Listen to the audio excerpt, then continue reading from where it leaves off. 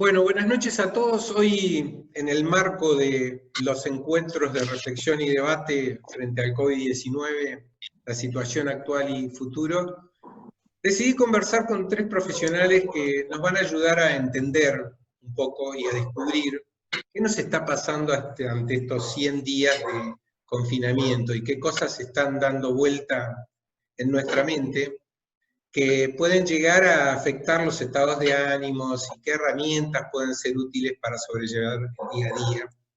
E incluso pueden llegar a incorporarse en nuestro futuro estilo de vida. Creo que es el objetivo que todos buscamos a partir de ahora.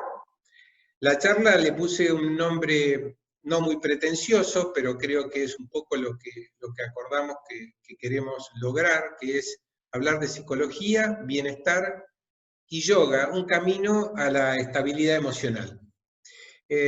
No porque luego de este encuentro lleguemos a la conclusión de que contamos con todos los recursos y herramientas para estar mejor, sino para que logremos entender de algún modo cómo uno puede incorporar o conocimientos o hacerse preguntas para mejorar la calidad de vida. Están con nosotros Patricia Planas, que es licenciada en psicología de UBA, es psicóloga clínica individual y vincular, es decir, direccionada a personas y parejas. También es profesora por concurso de la Universidad Patagónica de las Artes, perito de parte y consultora técnica en psicología jurídica. Y bueno, yo la conozco a Patricia a nivel personal y aparte por haber estado ella hace más de 30 años participando como invitada en distintos medios de comunicación regional con la temática de psicología en la vida cotidiana. Patricia, te acordarás que cuando yo era gerente de Canal 10, ibas habitualmente a uno de nuestros programas de la mañana, ¿te acordás? Sí, y de la tarde más que de la mañana, Pablo, y también. noche, porque la mañana no es mi horario favorito. Bueno, me recordás eso mejor entonces. Mira, Patricia, el otro día para ir haciéndolo interactivo esto, escuché una entrevista de Pilar Sordo, más allá de la opinión de cada uno sobre Pilar Sordo, el alcance que tiene. A mí me llamó la atención algo que comentó, y ella hacía hincapié mucho en el manejo de las emociones. Durante este periodo principalmente, y eso yo lo relacioné posteriormente cuando empecé a hacer una investigación para esta charla, con una encuesta que se hizo en el Observatorio de Psicología Aplicada, OSPA, de la Facultad de Psicología de la UBA, en donde surgía mucho entre los encuestados la palabra desesperación, ¿no? Como una de las más nombradas entre 2.754 personas que se relevaron en la ciudad de Buenos Aires y en el Gran Buenos Aires. Y bueno, y esto apareció como una de las principales a la hora de analizar los datos, junto a otras que ya habían sido mencionadas en otras investigaciones, digamos, como incertidumbre, cansancio, temor al futuro, angustia, tristeza, hartazgo. Entonces, yo lo que quería consultarte, Patricia, es, ante esta realidad que nos toca vivir hoy, ¿vos estás atendiendo situaciones vinculadas a esos sentimientos por lo que estamos atravesando? Todo el tiempo. Bien. Sí, yo personalmente tomé una postura que puede ser criticable o criticada, y tiene que ver con no mirar televisión. ¿Sí? O sea que mi información pasa por lo que me llega a través de contactos, alguna cosa que sí me pongo a mirar por internet voluntariamente, la busco, y el contacto directo con la gente, es decir, que no vi una hora de televisión en los 100 y pico de días que van de este periodo de aislamiento social. Por lo tanto, vivo adentro de un tupper, va el chivo, decía. ¿Por qué? Porque no he estado expuesta, solamente recuerdo haber estado de pasadita en algún lugar que hubiera una pantalla y ver cajones, bolsas negras, etc.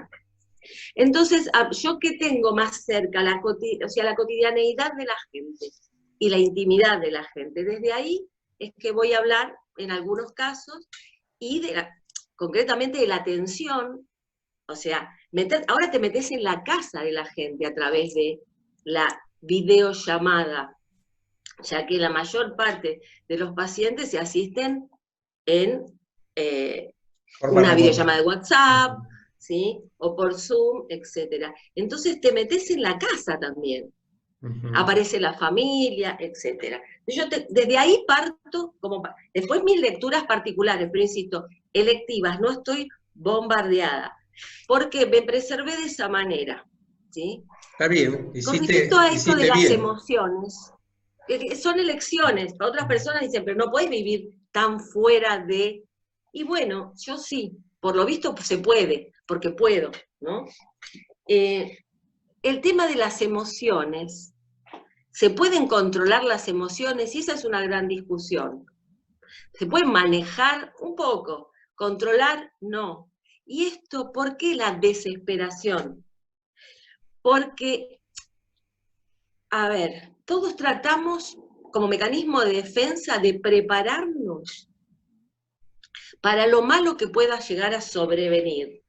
O sea, el miedo, como función útil, tiene el ser cuidadoso en relación a la propia vida o a la vida de los demás, de lo que quiere y de los que quiere.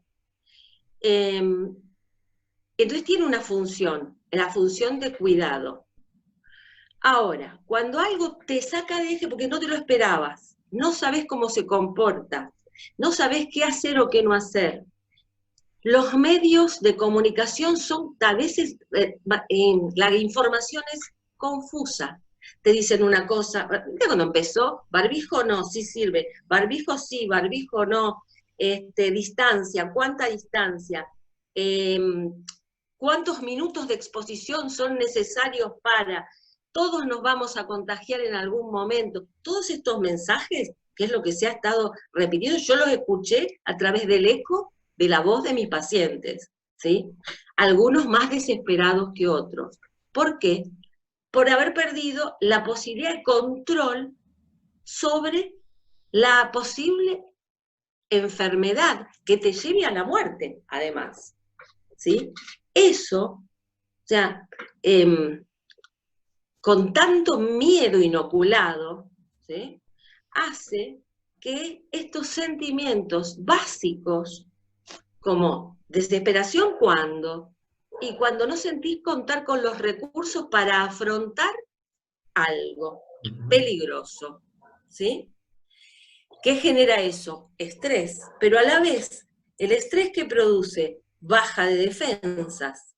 Entonces, si queremos estar saludables, ese sí es una herramienta segura, digamos, para con defensas afrontar la posible enfermedad, lo que tenemos que contar, ¿sí?, es con una disminución del estrés. Ahí sí hay métodos probados para el control y disminución del estrés, no de las emociones, claro. Pero sí seguramente Bettina o Amaki con sus disciplinas van a poder cooperar en esta ilustración en relación a cómo podemos entrar en calma, ¿sí? Como terapeuta quizás es más el diagnóstico de situación, el ver qué situaciones generan qué, y después las técnicas a aplicar. Por ejemplo, ahora yo estoy a full con las técnicas de entrenamiento autógeno y la de relajación progresiva de Schultz y Jacobson, que son las más probadas en eficacia para reducción del estrés. Recomendándolas a través de los canales de YouTube van a encontrar cantidad, y estas dos son las más utilizadas quizás por mí, y entonces por eso las recomiendo. ¿En función de qué? Ya te digo, ¿qué nos encuentra esto? Siempre nos preparamos, y lo menos pensado sucede. ¿Qué recursos tenemos para afrontarlo? ¿Sentimos que no contamos con recursos? El miedo nos paraliza, ¿sí? O nos angustia, o nos genera ansiedad, o nos genera insomnio, o nos genera un malestar subjetivo que se traduce en los vínculos, etc. Sí, yo estuve, digamos, a nivel personal, al interactuar con grupos, uno de los delicados equilibrios que se rompen es el tema del trastorno del sueño. Yo no sé Ujú. científicamente cómo explicarlo, pero en general yo creo que esto que estás comentando vos de el manejo de las emociones y la incertidumbre que puede uno proyectarse al futuro, hace tal vez una situación disruptiva en ese aspecto vinculado al sueño, ¿no? ¿Puede ser así? Bien, con respecto a esto, agradezco la información que me pasó un psiquiatra de la zona, el doctor Daniel Ambrogio, al que le consulté hoy en relación específicamente, porque yo decía, a ver, hay algo que sabemos todos, la ansiedad va a generar, o sea, estas situaciones pueden generar ansiedad y angustia. La ansiedad y la angustia alteran el ritmo del sistema nervioso simpático y también del sueño. Ahora, él decía, esta alteración del ritmo circadiano, que es la información que el cerebro maneja para saber cuándo tiene que dormir, se ve alterada por distintos factores. Uno es la luz, por ejemplo, que estamos en esta época del año, digamos, con disminución de la luz y estos días además colaboran bastante, pero al alterarse también el ritmo de actividades con quedarse en casa por el aislamiento social preventivo, hay, por un lado, menos actividad, por lo menos actividad física. Entonces, consecuentemente, menos necesidad quizás de descansar. El cuerpo recibe esa señal y vos te vas a dormir, querés dormir y no te podés dormir. Si encima le agregamos estímulos, que estamos todos a full con las series que están preparadas para no dejarnos dormir y que quieras un capitulito más, un capitulito más, un capítulo más, y diría Sabina, ring, ring, las 6 de la mañana, que suele suceder. Porque si total no te tenés que, si no hay niños, no te tenés que levantar temprano. Entonces ya el día y la noche, la falta de hábitos Claro, va que cambiando. regulan, ¿sí?, los ritmos biológicos, el patrón se ve alterado. ¿Sí? Ujú, ujú. Entonces, ¿qué aconsejaban? Y el aumento de la actividad física que se pueda, para aquellos a los que les gusta. Y mucha gente lo ha hecho, tomando clases de lo que sea en forma virtual. ¿Sí? Pero los que ya somos medio vagonetas, no. Entonces, el ritmo de salir a caminar, aunque sea un cachitito, hacer una compra, o del hecho de moverte, no lo estamos haciendo, lo que aumenta entonces esta, esta regularidad, esta dificultad en la regularidad del sueño. Te entiendo. Yo el otro día decía, si no es buen momento, tal vez, porque esta situación nos dio vuelta la estructura general a nivel individual y a nivel de sociedad. Yo el otro día decía, si no es momento, Patricia, de hacer como un reset, ¿viste? Como cuando el módem no funciona del todo bien, que tenés que resetearte y poder empezar de nuevo. Digamos, en Mm. el caso específico de hoy, enfrentarnos ante la realidad de tener que volver a refugiarnos en nuestros hogares, por un lado, pero por el otro lado, empezar a generar unas situaciones de espacios dentro del hogar, en una convivencia familiar, y de tener que reformular el día a día dentro de un hogar. Y también tener que pensar en el futuro, ¿no? Por un lado agarrás y decís, bueno, recuperé los afectos, recuperé la situación del cara a cara, pude lograr afianzar algunos vínculos a través de la tecnología, que de hecho a veces no los podíamos tener por la rutina diaria, pero también al mismo tiempo tengo encorsetado y las dudas respecto a lo que va a ser la salida hacia el futuro. ¿Qué pensás? Bueno, yo te decía que en una conversación privada que estuve leyendo precisamente a un filósofo, Gilles Lipovetsky, que hablaba de la nueva normalidad. Concretamente, es alguien muy respetado mundialmente, él no cree en un cambio de la humanidad después del COVID-19, Porque ese reset que vos planteás es imposible de hacer en el ser humano, ¿sí?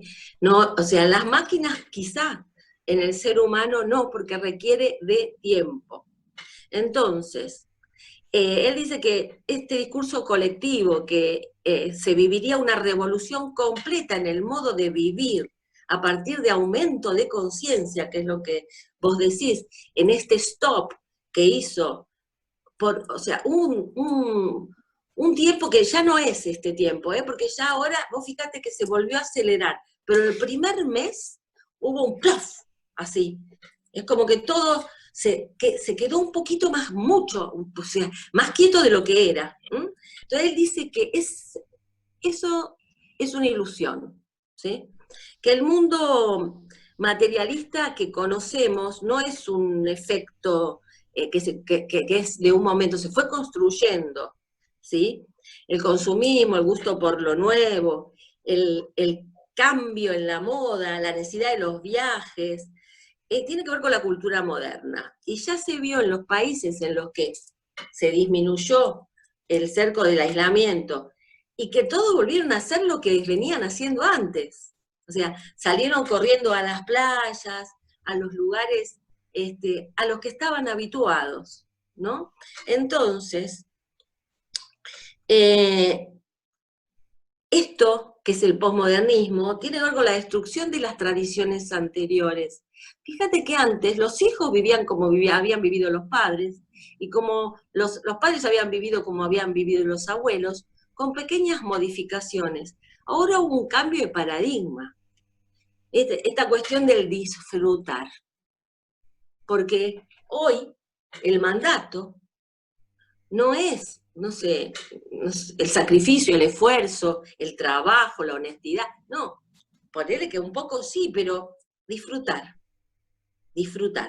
Entonces, la enfermedad no nos va a hacer más sabios o más lúcidos. Para esto es necesaria otra cuestión.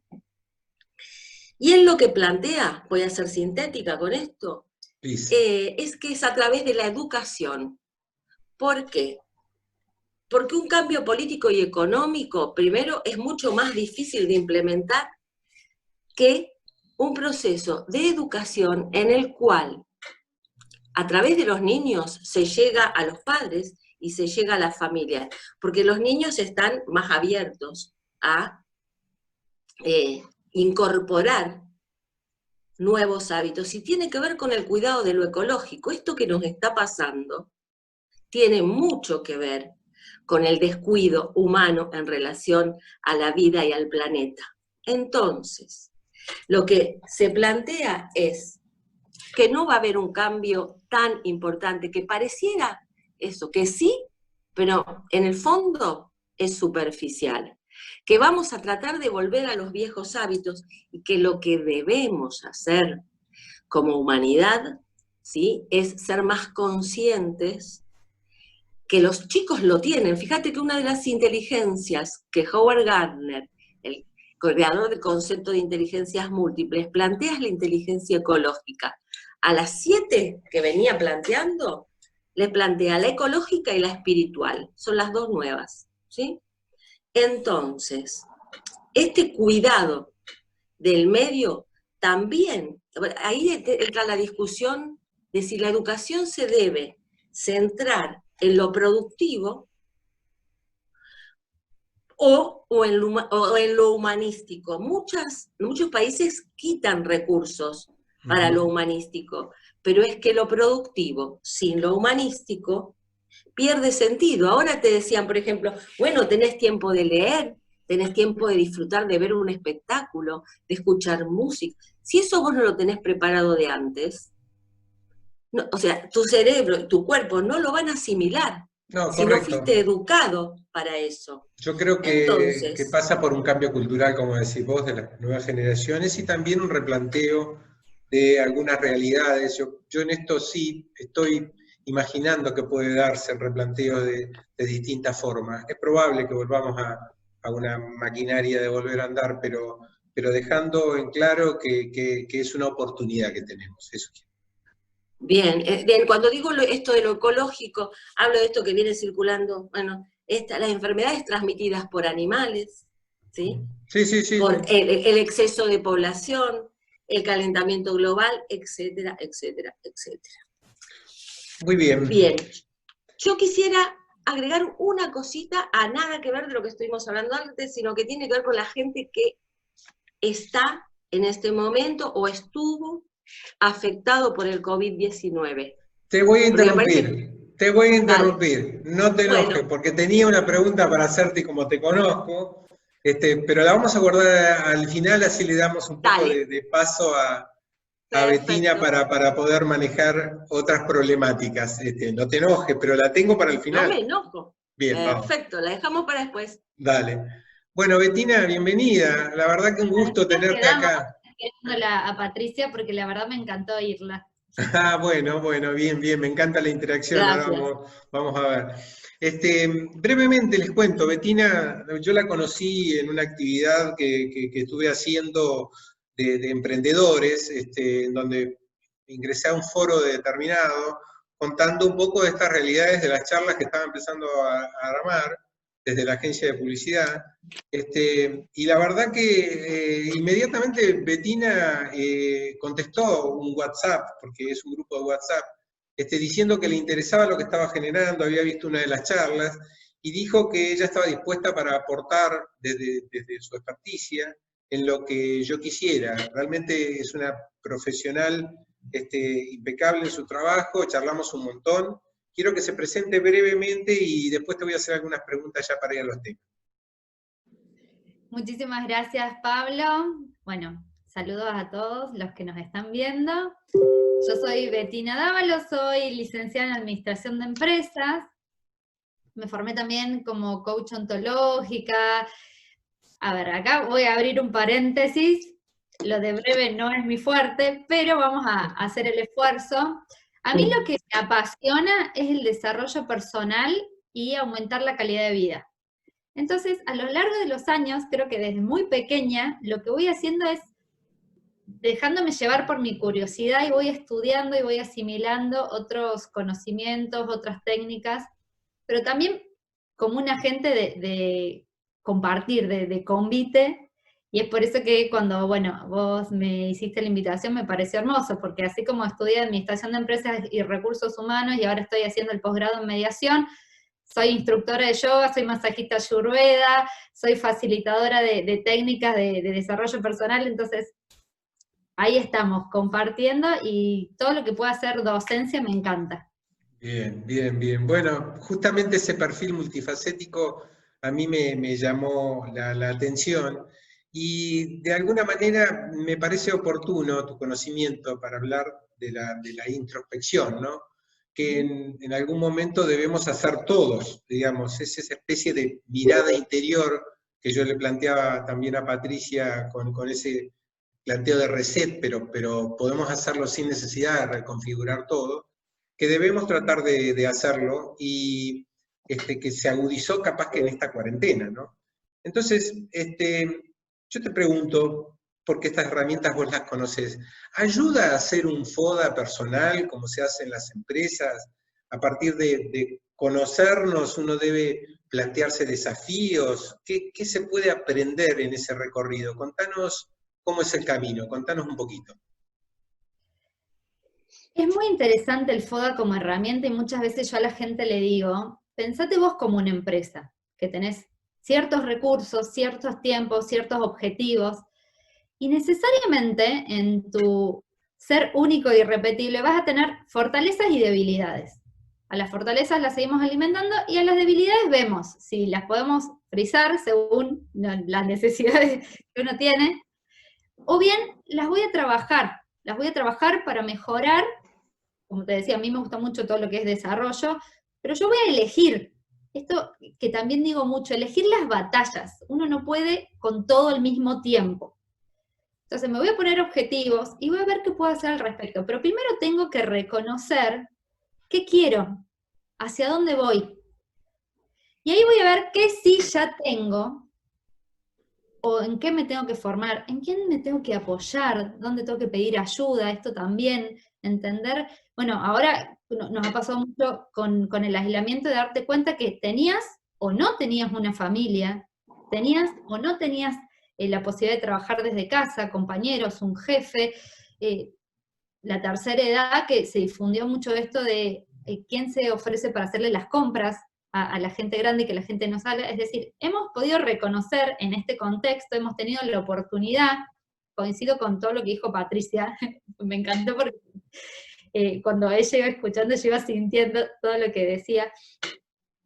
Muchas personas hemos tenido la oportunidad de reconocer talentos, agradecer algo que es tan importante, un techo, un trabajo, una familia, un apoyo, pero también nos hemos visto quizás impacientes, quizás exceso de información, quizás esto de no cuidar los hábitos, y que me voy un poquito por las ramas, esto de nutrirnos, que yo siempre digo, no solo nos nutrimos de lo que comemos, sino de lo que oímos y de lo que vemos, del abrazo que está, del que no damos, la nutrición en el sentido más amplio, porque el ser humano necesita nutrirse de muchas formas.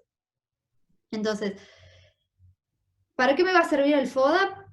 Para entenderme, para reconocerme, para ubicarme en un tiempo y un espacio. Yo no soy la misma de hace 10 años y no voy a ser la misma dentro de 10 años. Y los desafíos que tengo hoy requieren una actitud, una energía, un compromiso diferente al que voy a tener en el futuro o la que tuve en el pasado. Por eso esto del FODA como una herramienta periódica es muy interesante.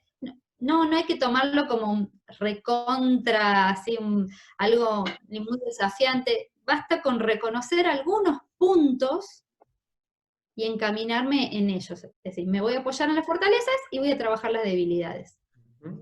Es un ejercicio, lo planteas, permanente, que va cambiando a lo largo de la vida para asumir nuevas etapas. Ese es un poquito el planteo. Exacto. Cada un cierto periodo de tiempo, digamos, de todos los meses, y quizás cada 10 años también es demasiado. Tiene que ver también, a veces lo que hablamos mucho en las empresas es los objetivos SMART, que lo podés llevar también a cualquier parte de tu vida, que esto tiene que, los objetivos que vos te vas a poner en la vida tienen que ser medibles, tienen que tener alguna intención que te parezcan valiosos, los tenés que poner en un tiempo. Ese tiempo es el que te va a permitir, ¿no?, corroborar qué avanzaste, qué no avanzaste, pero más allá de estas métricas, volver a la humanidad, ¿no? No somos computadoras, por eso no nos podemos apretar del todo un botón, sí podemos tener una intención, una búsqueda, pero entender que tenemos tiempos, que tenemos procesos, y que tenemos que tener esta mirada también autocompasiva, ¿no? Lo que por ahí en el mindfulness hablamos de la autocompasión, no de la que bajo los brazos, sino la que abraza a la humanidad con sus limitaciones, con sus posibilidades reales, con sus pendientes. Por eso elijamos las batallas, elijamos qué puedo hoy, con qué me quiero comprometer hoy, en quién me voy a apoyar, comunicar. Perfecto. Pero primero me miro hacia adentro. Después de esa búsqueda y encontrar esos atributos que uno tiene positivos y también trabajar un poco a las debilidades, como lo planteás, a veces nos pasa, creo yo, que cuando suceden situaciones imprevistas, uno se dice realmente, ¿por qué me está pasando esto? ¿Por qué nos pasa lo que nos pasa? Digamos, hay que tratar siempre, según tu visión, de mirar las cosas con una actitud positiva para leer estas situaciones, para no contaminarnos con pensamientos negativos. Esto en el coaching, vos lo estás trabajando mucho, ¿cómo ves esta situación que se está dando? Bueno, primero, algo interesante es corrernos del por qué a mí, del para qué a mí. Claro. El por qué va hacia el pasado, donde yo ya no puedo hacer absolutamente nada más que aprender y aceptar. Y el para qué me abre una oportunidad de futuro, de hacer algo al respecto. Entonces, ¿para qué me va a pasar esto? Yo lo que rescato de, bueno, el lado positivo de la cuarentena es que nos agarró a todos en la misma bolsa, y no es algo que vos me contás que te está pasando, y yo no lo puedo entender porque yo tengo otra realidad diferente. Por lo menos por una vez, en eso somos solidarios, a todos nos ha encontrado con la misma rapidez, en el mismo momento inesperado. Entonces, el para qué. Un poco lo que decía Patricia, bueno, yo no voy a volver a nacer porque estuve en cuarentena. Lo que sí, yo digo, a ver, reconozco que tengo talentos, reconozco que hay cosas que no me salen, quizás no me sale esperar que me dejen salir, yo quiero salir, bueno, voy a elegir todo eso y a decir, a ver, ¿qué herramientas tengo? ¿Qué puedo hacer? Quizás muchas personas se han dado cuenta que tienen que volver a terapia. Quizás hay personas que dicen, bueno, a ver, ¿qué tal si me hago una meditación online? ¿Quién es el referente en mi zona? ¿Por qué no le pregunto a mi amiga que ya está yendo a yoga hace mucho tiempo? Ojo, y volviendo con lo que decía antes, ¿cómo estoy comiendo? Muchos creo que al inicio de la cuarentena, pijama full.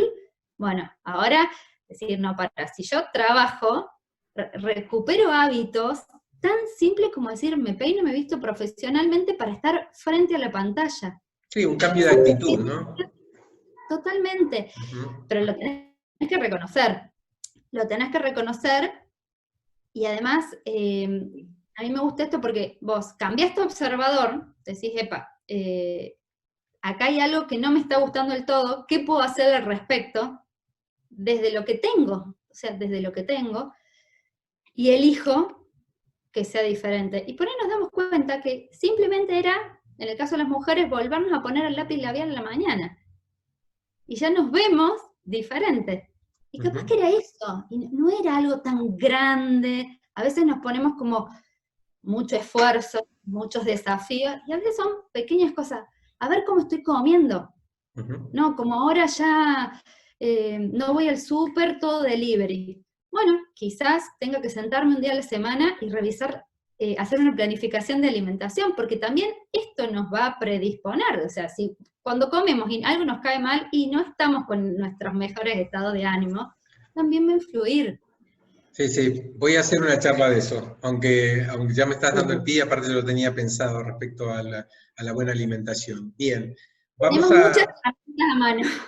Vamos a darle paso y agradecerle a Maki. Después retomamos porque quiero hacerte otra pregunta, Bettina.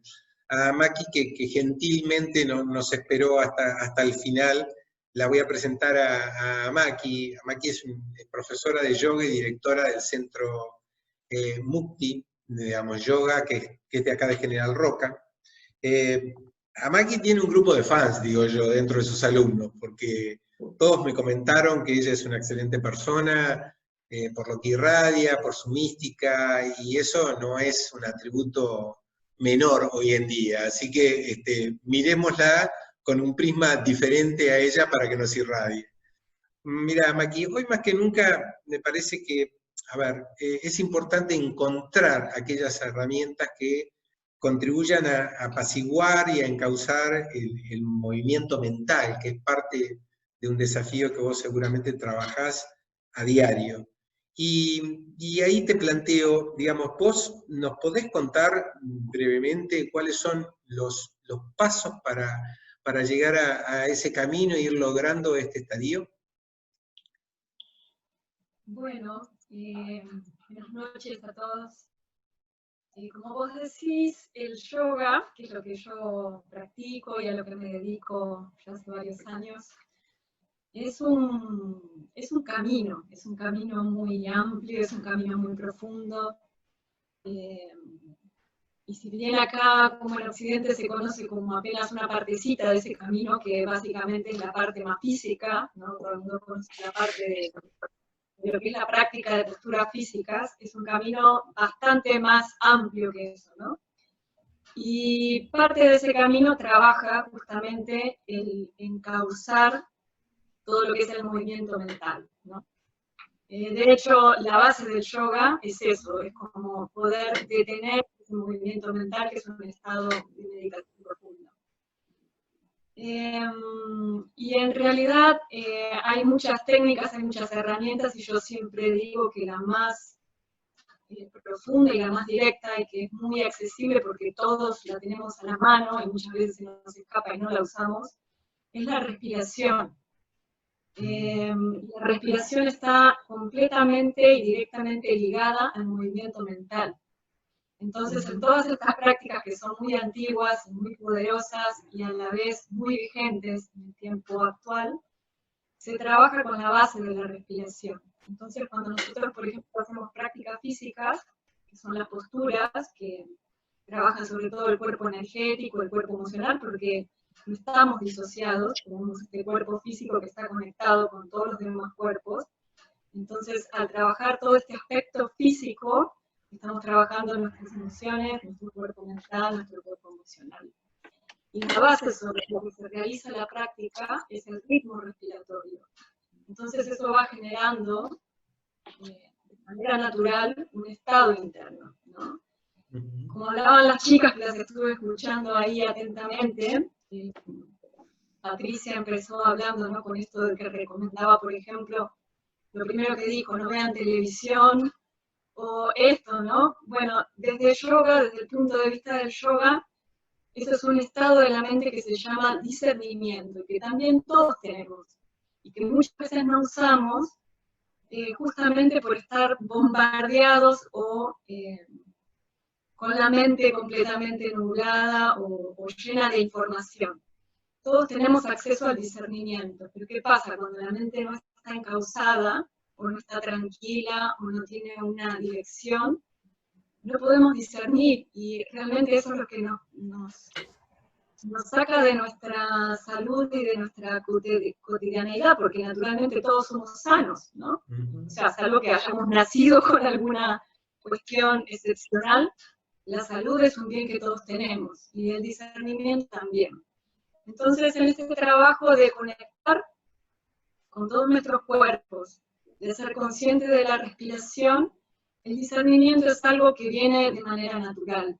Y el discernimiento es lo que te permite elegir, esto lo tomo, esto no lo tomo, esto es real, esto no es real, necesito esto para mi salud, necesito este alimento, este no. Y ya no, las cosas no vienen tanto de afuera. No necesito ir a una persona que me diga qué me hace bien comer, qué me hace bien para mi estado de salud, para mi espíritu, para mi conciencia. Simplemente cuando uno está en ese discernimiento natural, elige lo que es saludable y bueno para sí mismo. Entonces, yo creo que es muy importante el encauzamiento de este movimiento mental, porque es lo que nos da como la base para estar tranquilos y poder realmente de manera natural ver lo que realmente necesitamos. Te hago una pregunta a Maki ahí, que por desconocimiento, que creo que la gente tal vez que no está tan habituada le puede interesar. El manejo de la respiración, como lo estás planteando, que de hecho hasta dentro de lo que conocemos como el desarrollo del deporte es fundamental. ¿Cuesta mucho incorporarlo? ¿Es una rutina difícil para poder llegar a manejarla y poder lograr estos beneficios positivos de aquietar la mente y de poder lograr ese estadio de bienestar? Bueno, la verdad es que es algo muy sencillo, pero que nadie nos enseña. Yo creo que también, volviendo a lo que decían las chicas, es una cuestión de educación y es una cuestión cultural. Porque también hay otras culturas que me ha tocado conocer y viajar, interactuar, que es algo que se enseña desde los niños cuando nacen en su casa. Nosotros, nadie nos enseña a respirar y es básico, o sea, nosotros nacemos y tenemos vida gracias a la respiración. Y lo último que hacemos cuando nos vamos y desencarnamos y dejamos este cuerpo es justamente dejar de respirar.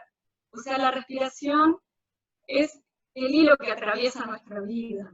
Y nadie nos enseña a regularla, a dosificarla, a tener una base de respiración profunda, rítmica. Entonces no es algo realmente difícil de aprender, simplemente es que no hemos tenido esa educación. Entonces, hay muchos tipos de respiración, pero todas son sencillas de aprender y como todo es un hábito que se incorpora, ¿no? Entonces uno simplemente enseña un tipo de respiración y luego es práctica, no es más que eso. No tiene ninguna otra cuestión así difícil.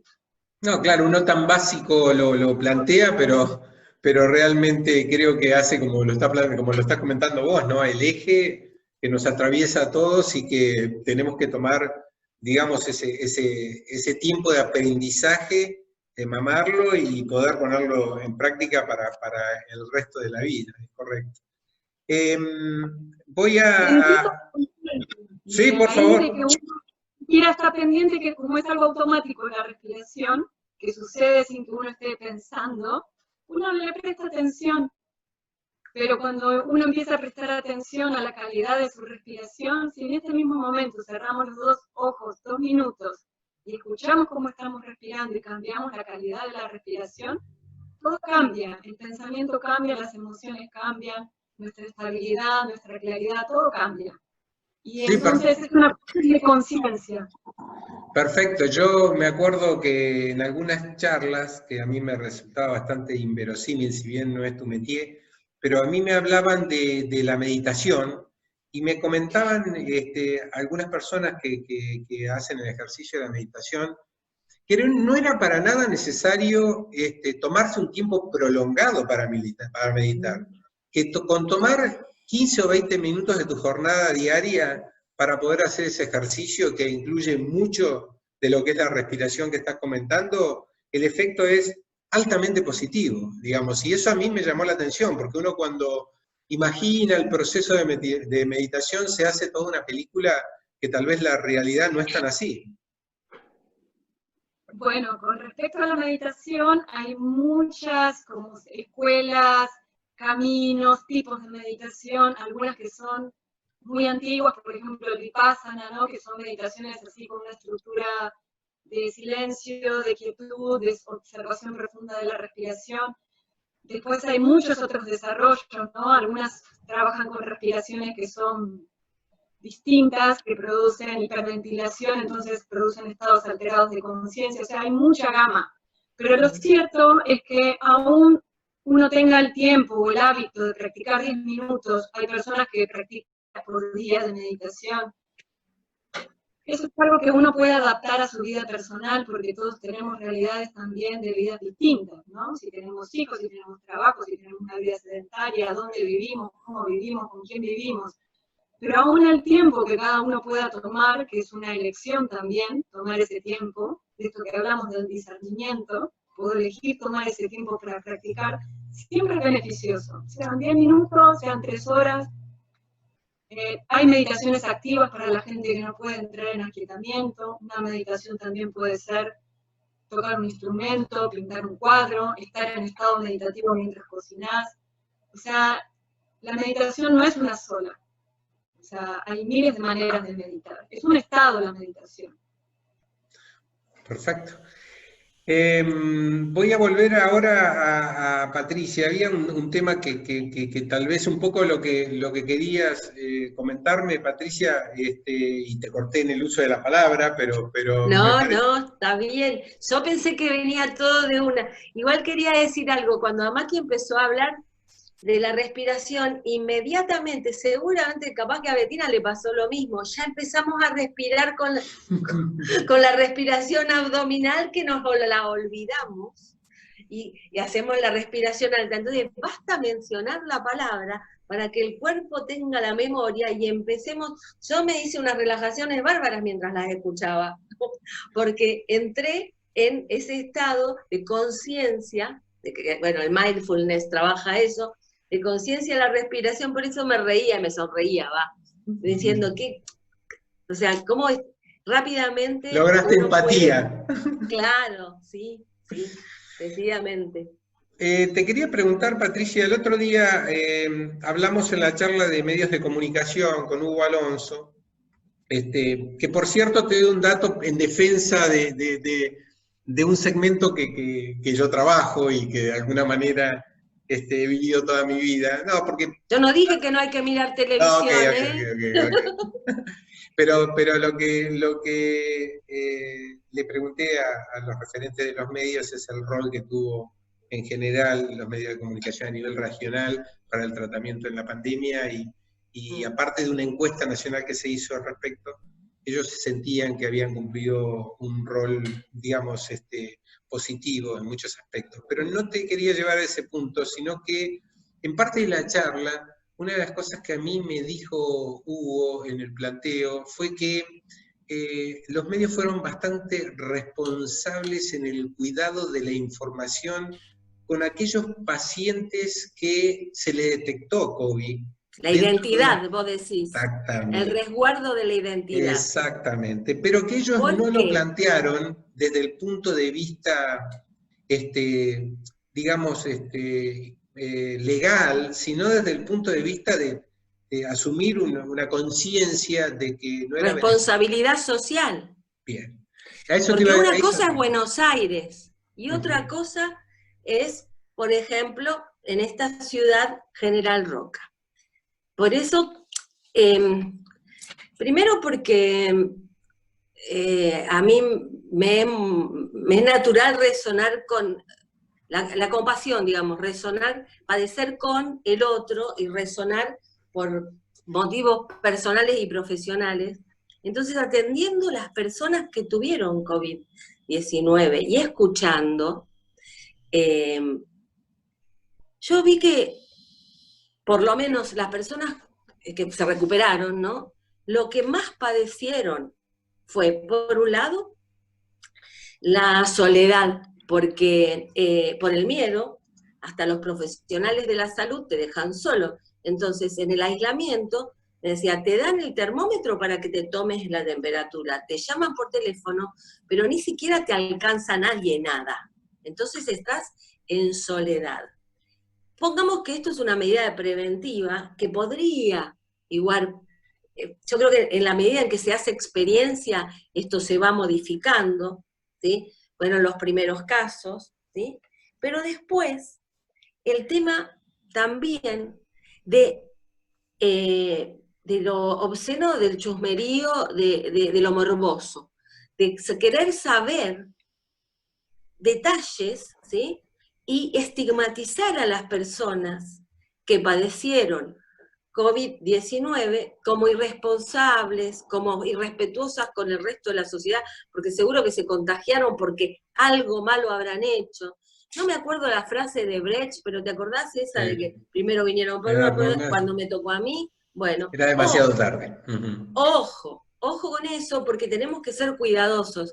Las personas que tuvieron, y se difundió en el barrio, y por Facebook, y después los comentarios, gente que se ha ido de su casa, estoy pensando en una persona en particular, que ayer me contaba que se fue de su casa, con su familia, a la casa de un familiar, porque en el barrio los miraban mal, comentaban cosas, se apartaban, cuando se supone que se sabe que hasta una profesional de la salud que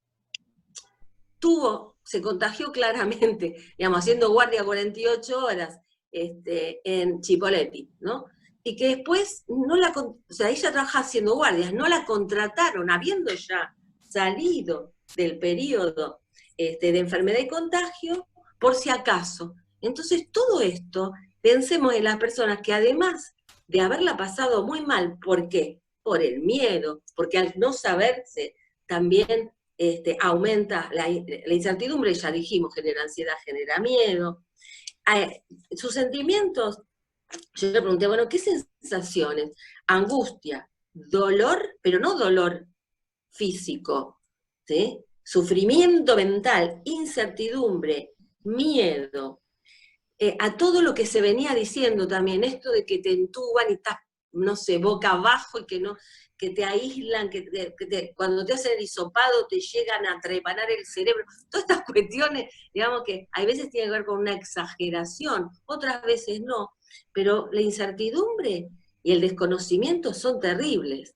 Y entonces, aquellos que se contagiaron, muchas veces trabajando, no por estar comiendo asado y tomando mate, que guarda, el que comió asado y tomó mate es porque, digamos, su nivel de educación no dio para que pensara que realmente eso se ponía en riesgo. Claro. Entonces, ahí volvemos al tema de la educación. Entonces, como efecto positivo, digamos, las personas que pasaron por esto, que algunas quedan con estrés postraumático, ¿sí? Que el estrés postraumático sucede cuando precisamente no pasó nada con la vida física, con la salud física. Terminó siendo algo irrelevante, pero se afecta mucho el psiquismo. Entonces hay una serie de secuelas en relación a eso. Pero en relación a lo positivo, y esto me lo han dicho todos los que pasaron por ese proceso, como una hipersensibilidad, como un aumento también de la sensibilidad para con los otros, y como mayor sensación de fortaleza y necesidad de acompañar y ayudar a otros, como para calmar a otros, para no desde ese otro lugar, digamos, más, insisto, de una curiosidad morbosa, sino desde un lugar de solidaridad auténtica. Y bueno, ese es mi mensaje principal, porque puede ser que nos toque, que le toque a tu hijo, a mi hijo, a mi hermana, a mi madre, a quien sea, y esto de, no, el dedito, ¿viste? Cuando Inquisidor. Un dedo va para adelante, 3 vienen para atrás. A ver, entonces me voy a fijar en los 3 que vienen para atrás, no en el dedito acusador hacia los otros. Y el cuidarnos. Está muy lindo este comentario que decís, porque bueno, también nos lleva a pensar en la época oscura de las grandes enfermedades que hoy se sobrellevan naturalmente. Me acuerdo el primer periodo del SIDA, cómo se trataba directamente a los pacientes, y también está muy interesante esta actitud que notaste, comprobada, porque fueron casos cercanos, que los que sufrieron el COVID tienen la necesidad de brindar algo hacia los demás como una actitud solidaria y colaborativa para que puedan que fue la que no sintieron, que claro. Fíjate qué loco, porque uno puede decir, bueno, como a mí me lo dieron, yo lo doy. En este caso es al revés, como no me lo dieron, yo voy a tratar de no hacer lo mismo, no replicar. Está perfecto. Bien, vamos cerrando. Yo creo que le voy a dejar una pregunta última a Bettina y otra a Maki. En principio, Bettina, yo te planteo dentro del esquema de trabajo individual que vos estabas diciendo que es oportuno hacer y que ayuda, y que después de revisar un FODA personal podemos reinventarnos en algún aspecto. Digamos, yo quiero que nos cuente, viste que hay mucha gente que hoy tomó la cocina como un desafío personal dentro de lo que es la pandemia, o tomó la actitud de la lectura. Digamos, ¿a vos te parece que trabajar sobre esos talentos que uno tenía olvidado, eso es positivo? Y el famoso tema que también se habla del agradecer, digamos, ¿por qué hay que agradecer sobre determinadas cosas? Contanos a ver cómo es ese camino. A mí me gusta, cuando hablamos de positivismo, esto de un positivismo real, ¿no? Porque a veces, por ahí vos tenés un mal día y te cruzás con alguien y te dicen, no, pero ya va a pasar, vos tenés que ser positivo. Vos decís, pero es el peor día de mi vida. Hay que conectarse con eso también. Porque si vos siempre estás arriba, nunca vas a enterarte que hay un abajo. Entonces, estos vaivenes son parte de vivir, parte de nuestra humanidad, parte del valorar, ¿no? De repente, yo valoré muchísimo el poder cocinar. A mí me gusta cocinar, pero también soy de las que necesita tiempo para cocinar. Y dije, uy, qué bueno, estamos todos para almorzar, porque si no mi hija estaba en la facultad, almorzaba en la facultad, mi pareja comía en la oficina, a veces sí, a veces no. Entonces, qué lindo cocinar para todos. Y me conectaba con eso, y hacía un momento de mindfulness, no solo en la cocina, sino cuando nos sentamos a comer esa comidita casera, te haya salido bárbara o no, porque tampoco es que ahora con esto, porque de repente yo leí en Facebook los memes, tampoco es que yo me tengo que volver doña Petrona porque estoy en cuarentena, digamos. O sea, y quizás tampoco en cuarentena encontré el tiempo para leer el libro, y capaz que sigo, eso es otra cosa, ¿no? No, porque ahora en cuarentena seguro que te sobra tiempo y tenés que leer todos los libros que tenés pendientes. No, capaz que no, porque de repente ahora cocino más, o duermo un poquito más, o lo que sea que encontraste que podías hacer, o podías estudiar, o poder ver más series, porque quizás antes no lo hacías. A mí, yo te cuento, para mí es el momento de encontrarme con mi familia y decir, tengo que sentar en el sillón, y comparto eso con mi pareja, por ejemplo, con mi familia, de ver qué peli vemos juntos. Estoy bastante atrasada en las series, pero bueno, por lo menos lo tomo desde ese momento, ¿no? Como un momento de abstraerme para conectar con eso, y a la vez estoy conectando con los míos, porque hacemos todo lo mismo.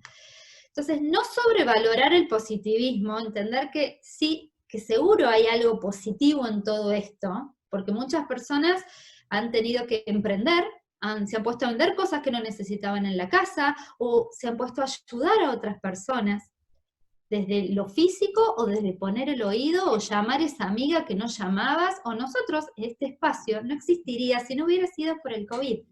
No nos hubiéramos conocido y no estaríamos compartiendo conocimiento si no se hubieran dado todas las condiciones que se dieron. Entonces, volver a pequeñas cosas de gestión emocional, como me permito respiración consciente, me permito cocinar, me permito no salir mejor en este COVID, digamos, me permito cosas, y agradecer, porque hay mucho para agradecer. Yo creo que hay muchas cosas que no nos enseñan, ¿no? Que sería genial, pobre la escuela, porque siempre terminamos cargando la escuela con, Bueno, pero quizás nosotros los padres también ser parte de este proceso, de esta nueva escuela, donde hablar del agradecimiento, porque muchas veces el estrés, ¿no? Y el consumismo y el exceso de trabajo viene porque tenemos tan puesta, nos han enseñado a poner la mirada en lo que nos falta, por eso te decía hace un rato esto de enfocarte también en la fortaleza, y por ahí hay debilidades que no las vas a tocar nunca, y está todo bien con eso. Porque siempre como la mirada está en lo que nos falta, nos olvidamos de todo lo que ya tenemos. La salud, la familia, los amigos, el haber podido estudiar, el techo, la sábana limpia, un montón de cosas que tenemos para agradecer, porque si no, siempre nos va a faltar. correcto, correcto. Y siempre nos va a faltar. Entonces también entender ese concepto. Siempre Sí, algo sí. te va a faltar. Pero utilizar el agradecimiento como lo estás planteando, por entender la realidad que uno inclusive puede vivir mejorada de cualquier otro hogar carenciado u otras gentes que sufren realmente necesidades en el día a día. A veces no terminamos valorando lo que tenemos y, como decís vos, es positivo poder agradecer. Está bueno tu idea. Bueno, ahí quiero cerrar con Maki con una pregunta, Maki, que yo leyendo información, porque no soy cultor del yoga, siempre te dan todos los atributos positivos de lo que genera el yoga. Entonces yo miraba, bueno, se genera aumento de flexibilidad, aumento de circulación de sangre, aumento de fuerza muscular, ayuda a la estructura ósea, estoy recordando los temas, los tengo acá escritos. Ayuda a reducir los niveles de estrés, ayuda a tener mejores patrones de sueño, aumenta la autoestima, te ayuda a tener un mejor estilo de vida, puede ayudar a bajar peso, refuerza el sistema inmune, en fin, parecería que son realmente todas bondades en este contexto, y por eso, de algún modo, yo siento que quien practica yoga tiene como una mística muy especial, se aferra muchísimo. Vos a tus alumnos, ¿los formás para que sean voceros de estas cualidades positivas que tiene la práctica? Y en ese aspecto, digamos, ¿cómo hacen para, digamos, que ellos mismos, que son efecto multiplicador, incentivar a otros a crear esa gran comunidad y que se apasionen y respiren el yoga todo el tiempo? Contanos un poquitito esas fórmulas. Bueno, yo la verdad que lo que pienso es que lo más valioso que le podés dar a otra persona es que entre en su propia experiencia personal. Porque uno puede hablar, puede incluso leer un texto, ¿no? O hablar de su propia experiencia personal, pero en realidad uno toma valor de las cosas o las hace carne cuando las experimenta por sí mismo. Entonces, si uno, por ejemplo, lee un libro leyendo todos los beneficios, ¿no?, entre comillas, que puede traer el yoga, o mucha gente llega porque los manda el médico, los manda el psiquiatra, o lo que sea, yo la verdad que no... Pienso que no importa por qué una persona llega, lo importante es la experiencia que adquiere, personal, ¿no?, lo que le sucede estando ahí, que pueden ser múltiples cosas. A veces sí, bueno, desarrolla la flexibilidad, es un aspecto nada más, ¿no? Mucha gente viene a una práctica y se larga a llorar la primera práctica, y no entiende qué está pasando, simplemente hizo un ejercicio que abrió el pecho, hizo así, de golpe se destrabó algo emocional que estaba cargando, y entra a llorar. Entonces, pasan múltiples cosas, y eso es lo que genera que una persona sienta por sí misma, no como algo impuesto, el hecho de querer profundizar, porque ve que algo se está transformando dentro de sí, algo se está despertando. Y esa transformación, que a veces no es consciente, simplemente está sucediendo y de golpe empiezan como a caer fichas de lo que está pasando, de cosas que se están movilizando. Esa es la riqueza del camino, la propia experiencia personal. Así como yo tengo mis propias experiencias, cada persona que hace una práctica tiene su propia experiencia. Y para cada uno es distinto porque todos somos distintos y todos tenemos realidades personales, ¿no?, y experiencias personales. Así que yo creo que el yoga tiene eso, ¿no?, que a cada uno le da lo que necesita y le da herramientas para su propia evolución, para encontrar su propio propósito, para tener su propia claridad, para construir su propio sistema de salud de manera consciente, o sea, que realmente mi cuerpo como es, mi estado físico necesita, porque todos también tenemos naturalezas distintas, entonces no todos necesitamos lo mismo, ¿no? Eso también es muy occidental, como que clasificamos lo supuestamente bueno y malo, y desde esta visión es adecuado o no adecuado a mi naturaleza. Entonces es un camino de autodescubrimiento. Y por eso se vuelve comunidad, porque hay una gran aceptación de que todos somos distintos, todos somos iguales también, y todos tenemos necesidades particulares, y que cada uno las tiene que descubrir. Entonces es un camino de autoexploración. Y eso es lo que la gente se maravilla, que recibe esa propia información para sí misma. Eso creo que es. Muy bien, sí, definitivamente son amantes y incorporan, digamos, un modus operandi propio y viven, digamos, con otro tempo. Es como contó Patricia, empezó la charla y yo al ver tu imagen y al ver el tempo para poder hablar, las pausas, también vos empezás a cambiar el estilo. Y ojalá que, Patricia, esto sí nos sirva y lo incorporemos como algo para nuestra rutina diaria. Bueno, yo quiero agradecerles, creo que estamos bien en tiempo porque se hizo relativamente ágil, después les voy a contar cuánto tiempo quedó la charla. Sinceramente para mí fue una experiencia muy linda esta porque es un tema, digamos, que no estoy habituado a tratar.